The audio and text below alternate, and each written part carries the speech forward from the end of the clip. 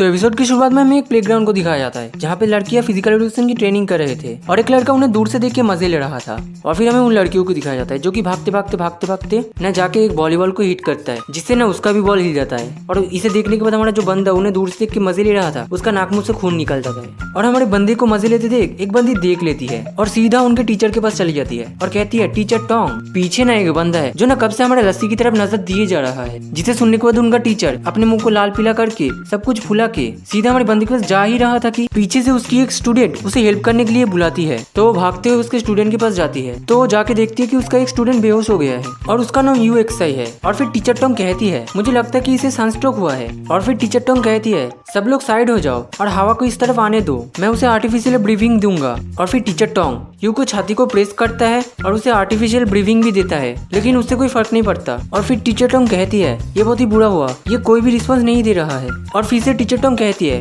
मुझे यू को nurse office में ले जाने के लिए 2 स्टूडेंट की मदद चाहिए। और फिर हमारा वही बंदा आ जाता है जो कि लड़कियों के दूर से मजे ले रहा था और वो आके कहता है रुको।